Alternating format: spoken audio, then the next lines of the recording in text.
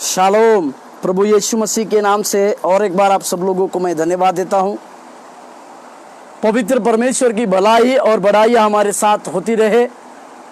हर एक दिन में परमेश्वर हमें अपनी हुजूरी में लेकर आता है और उसके पवित्र वचनों के द्वारा हमें संभालता है और हमें लिए चलता है। इसी के लिए उस महान परमेश्वर के नाम को मैं ऊंचा उठाता हूं। उस महान परमेश्वर के लिए मैं धन्यवाद देता हूं और प्रभु की भलाई हमारे साथ सदैव बनी रहे।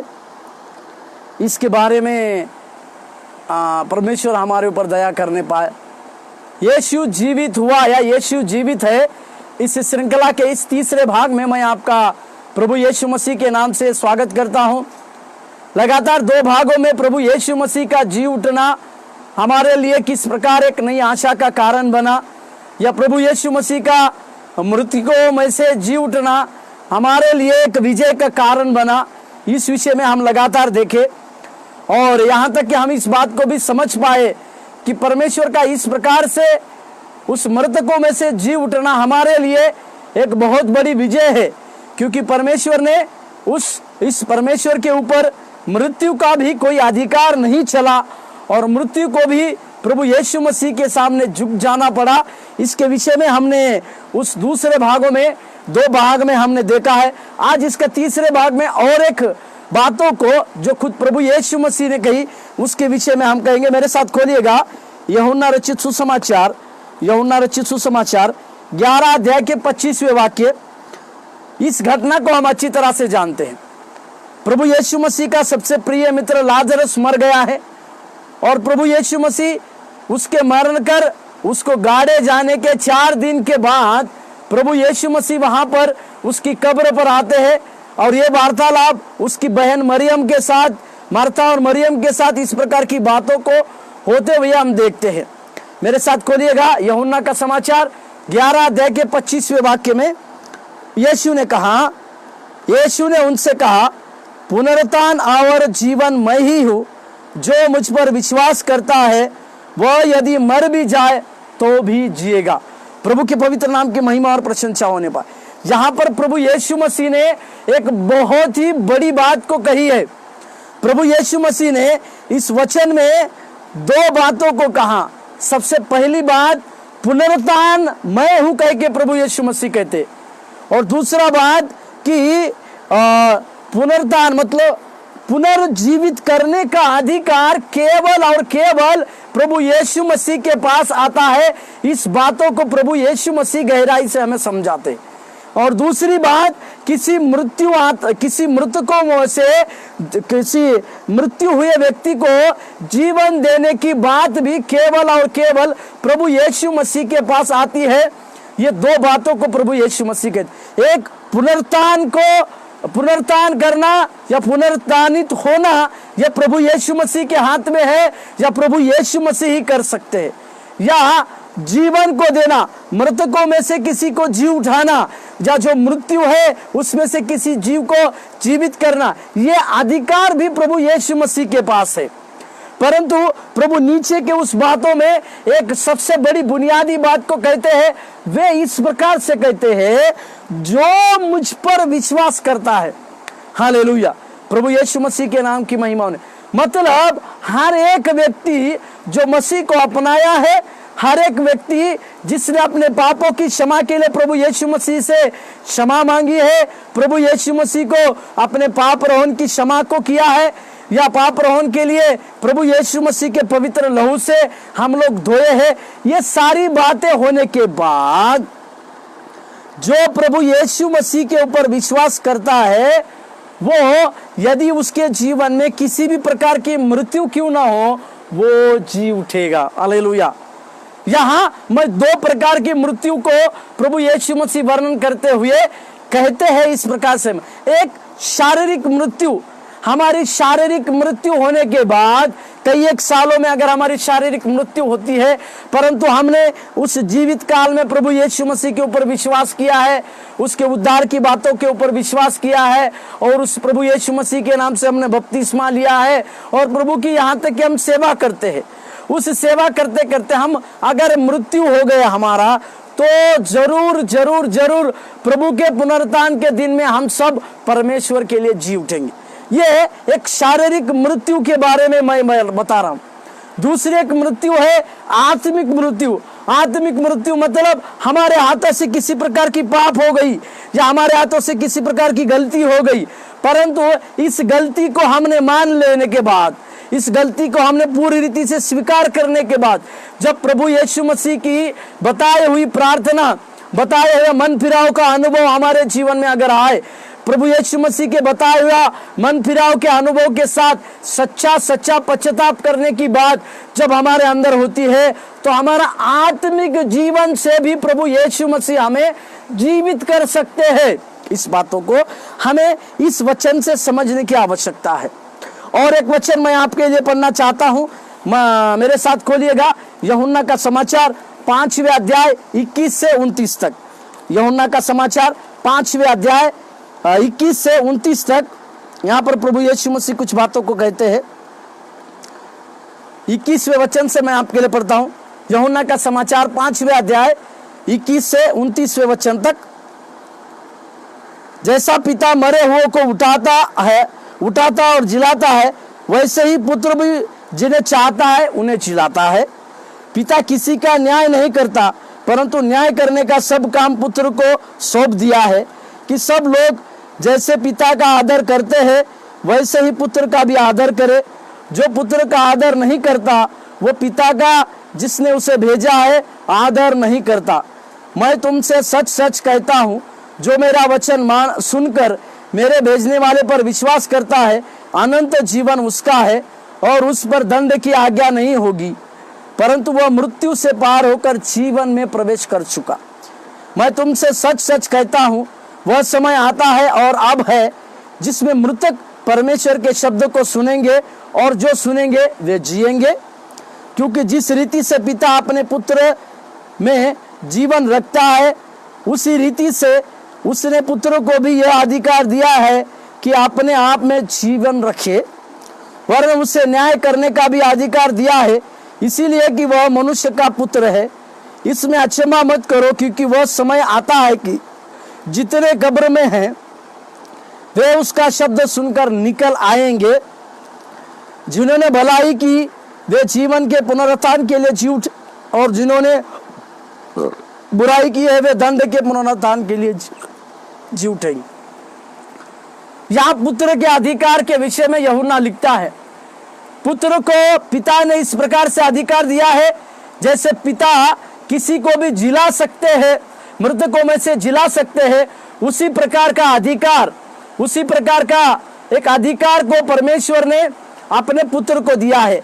और पुत्र भी उस अधिकार के साथ उसको जिसको जिलाना चाहता है वो उसको जिलाता है। और यूहन्ना एक बात के ऊपर जोर देता है 24वें वचन पर, कि जो यीशु के वचनों पर विश्वास करते हैं अनंत जीवन उसका है और उस पर दंड की आज्ञा नहीं होती, परंतु वह मृत्यु से पार होकर जीवन में प्रवेश कर चुका है।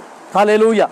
वो उसके ऊपर मृत्यु या दंड की आज्ञा नहीं होती, पर वो मृत्यु से पार होकर जीवन में प्रवेश कर चुका होता है। ये कौन है जो जीवन में प्रवेश कर चुके हैं? वे ही है जो प्रभु यीशु मसीह के ऊपर विश्वास करते हैं, उसके वचनों के ऊपर मानते हैं या उसके वचनों को पूरी रीति से स्वीकार करते हैं। ये वे ही लोग हैं जो उनका शब्द को सुनते हैं और उन्हीं के शब्द सुनने के बाद वे आगे बढ़ते हैं। प्रभु के पवित्र नाम की महिमा और प्रशंसा होने पर आज हमें इस बातों को समझने की आवश्यकता है कि यदि हमने उस पुत्र के ऊपर विश्वास रखा है, यदि हमने उसके पवित्र वचन के ऊपर विश्वास रखा है, तो ना केवल अनंत जीवन हमारा है, परंतु हम उस मृत्यु से पार होकर एक जीवन में प्रवेश कर चुके हैं, या इस मृत्यु के बाद हम एक नए जीवन में प्रवेश कर चुकेंगे या करेंगे। इस बातों में किसी भी प्रकार की शंका हमें करने की जरूरत नहीं है, करने की आवश्यकता भी नहीं है। प्रभु के नाम की महिमा और प्रशंसा होने पाए। और इस बात को समझने की आवश्यकता है कि परमेश्वर का स्वयं का जीवन प्रभु यीशु मसीह में पाया गया था। प्रभु परमेश्वर का पूरा जीवन जो है प्रभु यीशु मसीह में पाया गया था, क्योंकि जिस प्रकार से पिता किसी को चाहे जिसको जिला सकते हैं, उसी तरह से पुत्र को भी एक अधिकार दिया है कि वो चाहे जिसको चाहे वो जिला सकता है। इसी के लिए और आज हम विश्वासी लोगों का जीवन जो है प्रभु यीशु मसीह के साथ, प्रभु यीशु मसीह के जैसे होने की आवश्यकता है। और मात्र ये बात को भी हम समझने की आवश्यकता है, मात्र यीशु मसीह में ही हम अनंत जीवन प्राप्त कर सकते, किसी और व्यक्ति के द्वारा नहीं, किसी दूसरे व्यक्ति का द्वारा नहीं, परंतु अनंत जीवन की बातें केवल और केवल हम प्रभु यीशु मसीह के द्वारा ही प्राप्त कर सकते हैं। इस बातों को हमें समझने की आवश्यकता। मेरे साथ खोलिए कुलुस्सियों का पत्री, कुलुस्सियों का पत्री उसके 3 अध्याय 3 और 4 वचन। कुलुस्सियों का पत्री 3 अध्याय 3 और 4 वचन, वो जो कहता है, क्योंकि तुम तो मर गए और तुम्हारा जीवन मसीह के साथ परमेश्वर में छुपा हुआ है। जब मसीह जो हमारा जीवन है प्रकट होगा, तब तुम भी उसके साथ महिमा सहित प्रकट किए लिए जाओगे। हालेलुया। मतलब हमारा जीवन कौन है? हमारा जीवन मसीह है। जैसे मसीह प्रकट होगा उस समय हम भी उसके साथ प्रकट होंगे कहकर पौलुस इस बहुत बड़ी बातों को हमारे ऊपर प्रकट करता है और हमें समझाने की कोशिश करता है। इसी के लिए कि हम इस बात को समझे कि हमारा जीवन जो है प्रभु यीशु मसीह के साथ है। जैसे प्रभु यीशु मसीह जी उठे हैं, उसी प्रकार से हम भी एक दिन प्रभु यीशु मसीह के साथ अवश्य और अवश्य जी उठेंगे। और एक बात मैं, प्रभु यीशु मसीह में ही अनंत जीवन प्राप्त होता है, इस बातों को भी बाइबल पूर्ति करती है। मेरे साथ खोलिएगा यूहन्ना का 3 का 16वां पद।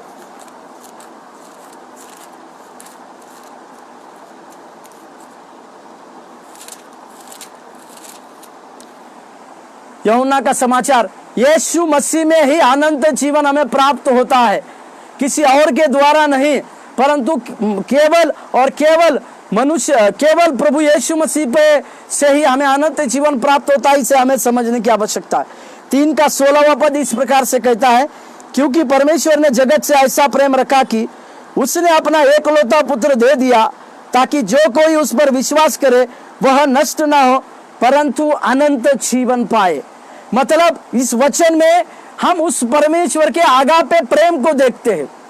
और दूसरी बात हम ये देखते हैं कि परमेश्वर ने अपने प्रेम की भलाई हम पर की है, उसकी भलाई हमारे ऊपर प्रकट होती है। किस लिए परमेश्वर की भलाई हमारे ऊपर प्रकट होती है? हम नाश ना हो, हमारे जीवन में हम नष्ट ना किए जाए, परंतु आनंद जीवन हम पाए, इस विषय में परमेश्वर हमें कहते हैं। और यूहन्ना के 10वें अध्याय के 10वें वचन में कुछ इस प्रकार से लिखा हुआ है, उसके दूसरे भाग को मैं पढ़ रहा हूं, यूहन्ना 10:10 उसका दूसरा भाग, मैं इसीलिए आया हूं कि वे जीवन पाए और बहुतायत का जीवन पाए। परमेश्वर के नाम की महिमा और प्रशंसा। यीशु मसीह का आना, इस धरती पर आना एक बहुतायत का जीवन सारे लोग प्राप्त करने के लिए था। इस बातों को हमें समझने की आवश्यकता है। प्रभु यीशु मसीह इस जगह पर आए तो इसी के लिए आए कि वे लोगों को बहुतायत के साथ का जीवन दे। और एक वचन मेरे साथ पढ़िएगा, यूहन्ना 3 का 36।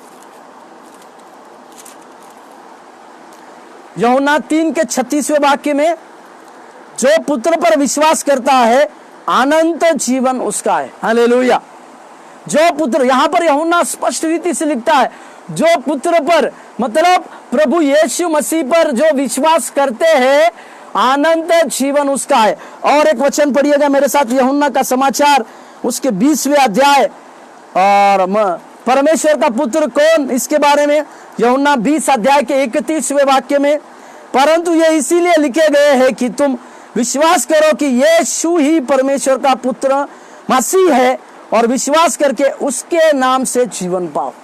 यहाँ पर यूहन्ना इस बातों की पूर्ति करता है कि परमेश्वर का पुत्र केवल यीशु मसीह ही है, और इस यीशु मसीह के द्वारा ही हम अपना अनंत जीवन को प्राप्त कर सकते हैं, हम अपने अनंत जीवन की बातों को कर सकते हैं। इस विषय में हमें इस बातों को समझने की आवश्यकता है।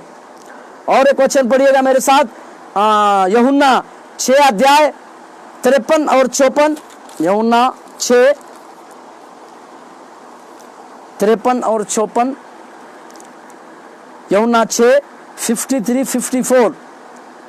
यीशु ने उनसे कहा, मैं तुमसे सच सच कहता हूं कि जब तक तुम मनुष्य के पुत्र का मांस न खाओ और उसका लहू न पियो, तुम में जीवन नहीं। जो मेरा मांस खाता और लहू पीता है, अनंत जीवन उसी का है, और मैं उसे अंतिम दिन फिर जिला उठाऊंगा। ये अपने लहू और मांस खाने के बारे में प्रभु यीशु मसीह कहते। इसका अर्थ क्या है? इसका अर्थ प्रभु यीशु मसीह अपने मृत्यु की ओर संकेत कर रहे हैं कि ये लहू और शारीरिक लहू और मांस खाने की बात नहीं है। प्रभु यीशु मसीह अपने मृत्यु की ओर संकेत कर रहे हैं।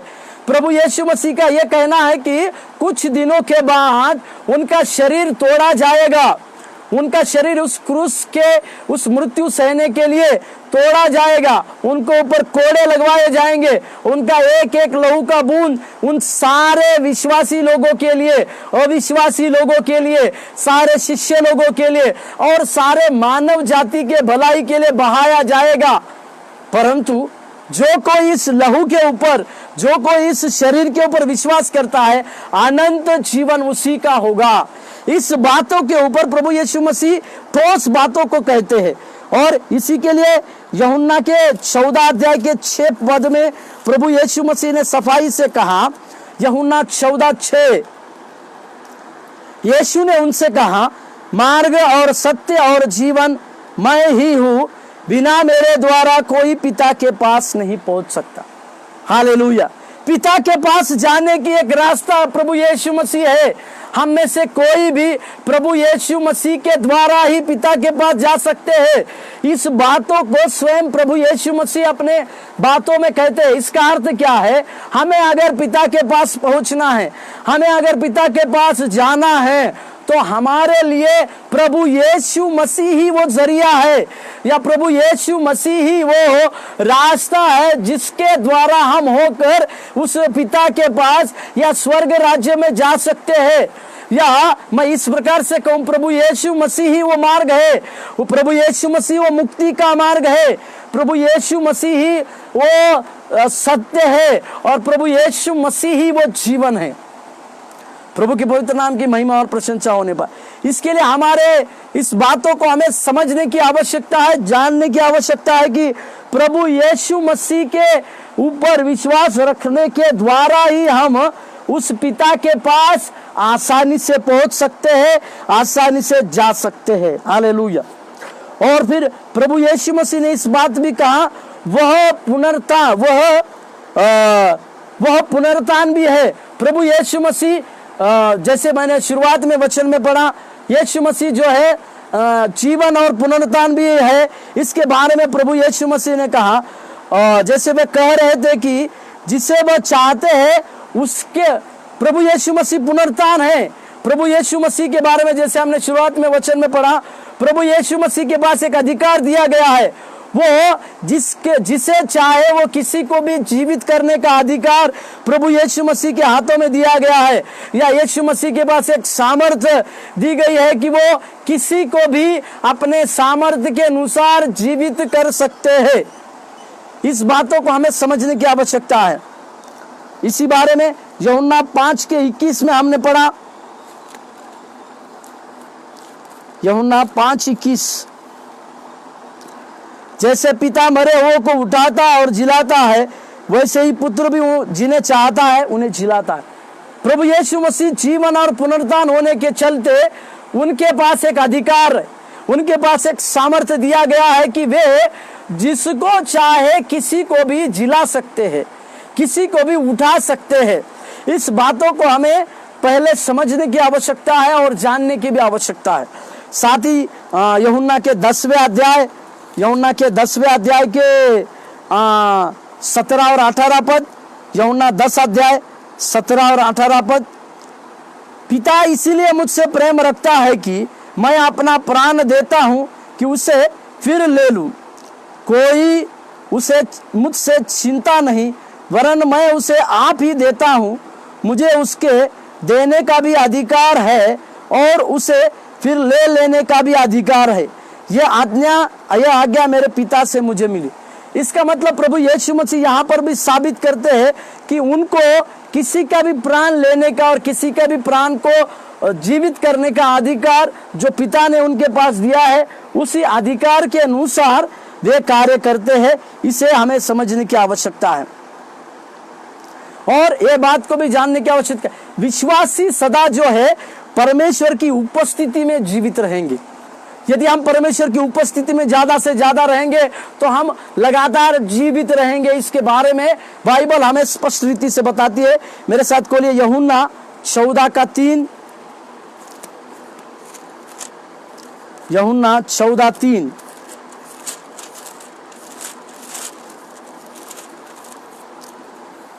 और यदि मैं जाकर तुम्हारे लिए जगह तैयार करूं तो फिर आकर तुम्हें अपने यहां ले जाऊंगा कि जहां मैं रहूं वहां तुम भी रहो। Hallelujah, hallelujah. मतलब ये बातें क्या दिखाती है हमें? प्रभु यीशु मसीह हम लोगों के लिए जगह तैयार करने के लिए तो गए हैं और उनका जगह तैयार करना हम लोगों के लिए है। और प्रभु यीशु मसीह ये कहते हैं कि जो लोग परमेश्वर की और प्रभु यीशु मसीह ये कहते हैं कि जो लोग परमेश्वर की उपस्थिति में लगातार रहते हैं वे निरंतर जीवित रहेंगे। इसके लिए प्रभु यीशु मसीह ने कहा कि मैं स्वर्ग में तुम्हारे लिए जगह तैयार करने के लिए जाता हूं, ताकि जहां पर प्रभु यीशु मसीह रहते हैं वहां पर हम सब लोग भी रहें।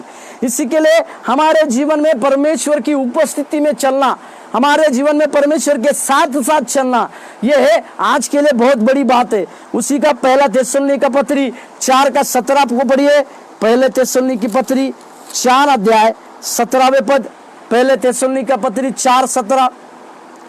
तब हम जो जीवित और बचे रहेंगे उनके साथ बादलों पर उठा लिए जाएंगे कि हवा में प्रभु से मिले, और इस रीति से हम सदा प्रभु के साथ रहेंगे।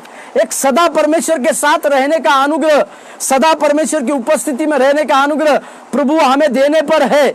इसी के लिए हमें विश्वास के साथ परमेश्वर की उस दौड़ को दौड़ने की आवश्यकता है जिस दौड़ के लिए परमेश्वर ने हमें विश्वास योग्य समझा, जिस दौड़ को जीने के लिए परमेश्वर ने हमें योग्य समझा, और उसी के साथ साथ हमें चलने की भी आवश्यकता है। और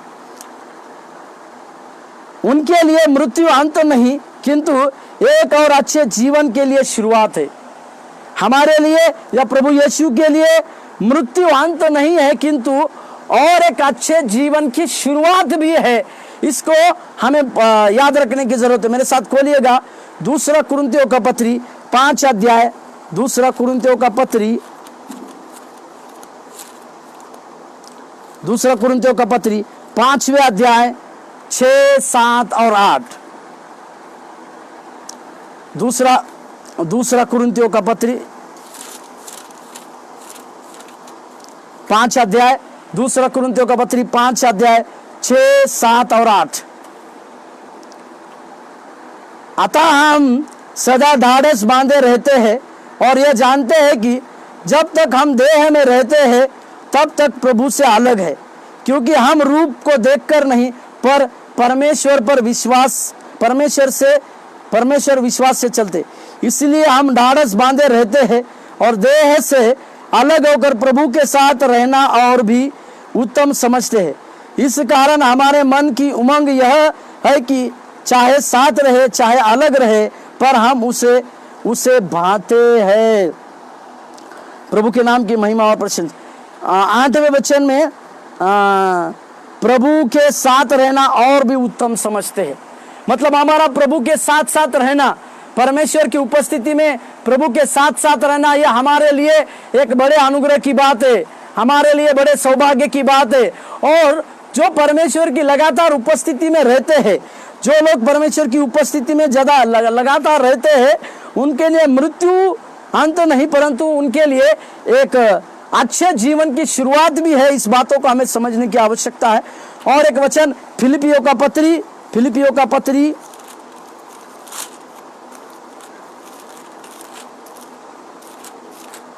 पत्री उसके पहले अध्याय 21 से 23 तक।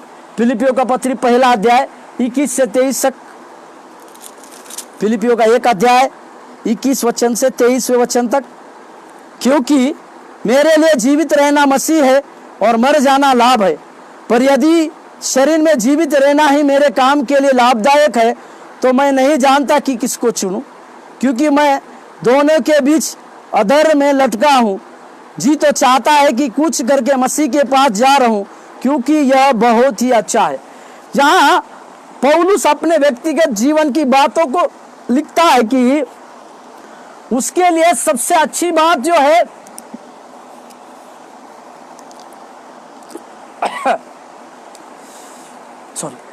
उसके लिए सबसे अच्छी बात यह है कि वो प्रभु के साथ रहे, प्रभु के साथ जा मिले।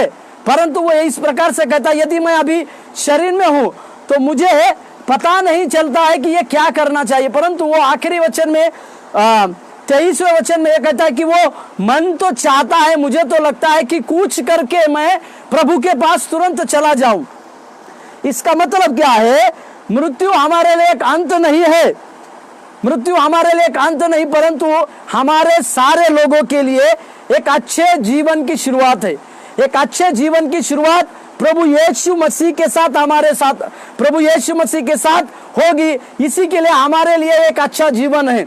मृत्यु के बाद एक हमारे लिए एक अच्छा जीवन परमेश्वर ने रखा है, और इसी के लिए प्रभु यीशु मसीह ने कहा कि जीवन पुनरुत्थान और जीवन मैं हूं।